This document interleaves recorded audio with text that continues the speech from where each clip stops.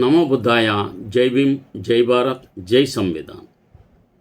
తథాగత గౌతమ బుద్ధ, సామ్రాట్ అశోక్ చక్రవర్తి వారసులకు, Bodhisattva doctor Babasaheb అంబేద్కర్కు ప్రణామాలు తెలియజేస్తున్నాను.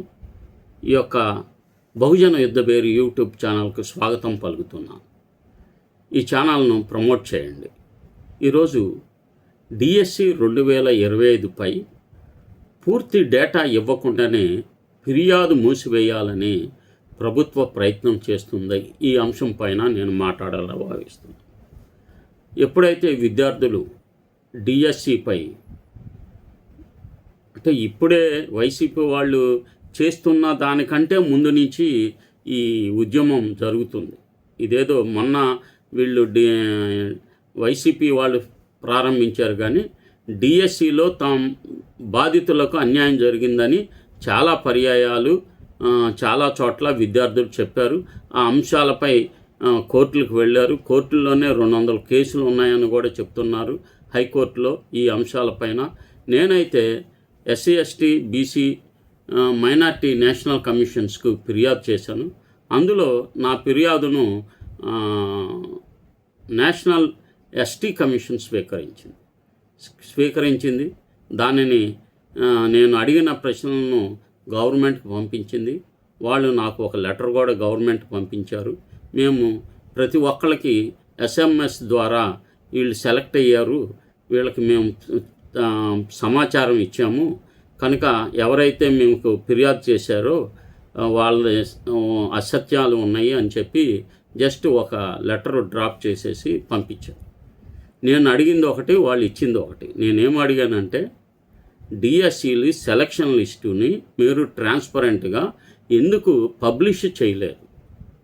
మీరు డిఓ ఆఫీసులో ఒక బోర్డు ఉంటుంది, ప్రెస్, వాటిలో మీరు ఎవరెవరు సెలెక్ట్ అయ్యారో వాళ్ళ పేరు, వాళ్ళు ఏ వర్గానికి చెందిన వాళ్ళు, వాళ్ళకు వచ్చిన మార్కులు ఎంత, ఓపెన్ కట్ ఆఫ్ ఎంత, ఇవన్నీ కూడా స్పష్టంగా కేటగిరీ వైజు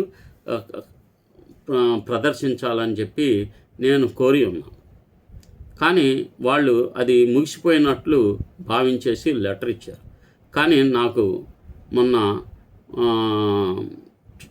షెడ్యూల్ ట్రైబ్స్ నుంచి చైర్మన్ గారి దగ్గర నుంచి ఫోన్ వచ్చింది. ఏమండి మీరు సంతృప్తిగా ఉన్నారా? లేదండి, మీకు రీజాయిండర్ పంపించాను అని చెప్పాను. మరలా పంపించండి అంటే మరలా పంపించి ఆ విషయాలు జాతీయ ఎస్టీ కమిషన్కు పంపించాను. డిఎస్సి నిజం బయటపడాలంటే పూర్తి డేటా బహిర్గతం చేయాలి. ఆంధ్రప్రదేశ్లో నిర్వహించిన మెగా డిఎస్సి 2025 టీచర్ నియామకాల్లో సుప్రీంకోర్టు నిర్దేశించిన ఓపెన్ కేటగిరీ మరియు మెరిట్ మైగ్రేషన్ సూత్రాలు అమలు కాలేదని నేను జాతీయ షెడ్యూల్ ట్రైబ్ కమిషన్ ఎన్సిఎస్టీకి ఫిర్యాదు చేశాను. రాష్ట్ర ప్రభుత్వం తన నివేదికను సమర్పించింది. అయితే ప్రభుత్వం తన నివేదికలో నేను కోరిన అత్యంత కీలకమైన సమాచారాన్ని సమర్పించడం లేదు. ముఖ్యంగా పూర్తి మెరిట్ లిస్టును, కేటగిరీ వారి కట్ ఆఫ్ మార్కులు, ఓపెన్ కేటగిరీలో ఎంపికైన విద్యార్థులు ఎస్సీ ఎస్టీ బీసీ అభ్యర్థుల్లో జనరల్ కట్ ఆఫ్ కంటే ఎక్కువ మార్కులు సాధించిన వారి జాబితా, వారిని ఏ కేటగిరీలో ఎంపిక చేశారనే వివరాలు ఏవీ వెల్లడించలేదు. ప్రభుత్వం కేవలం ఆర్టికల్ 371D రాష్ట్రపతి ఉత్తర్వు, ప్రభుత్వ ఉత్తర్వులను ప్రస్తావిస్తూ అన్ని నిబంధనల ప్రకారమే జరిగాయని పేర్కొంది.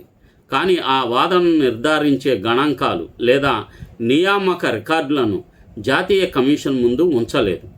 6 లక్షల మందికి పైగా అభ్యర్థులు పాల్గొన్న రాష్ట్ర స్థాయి నియామక ప్రక్రియలో పూర్తి పారదర్శకత ఉండాలి.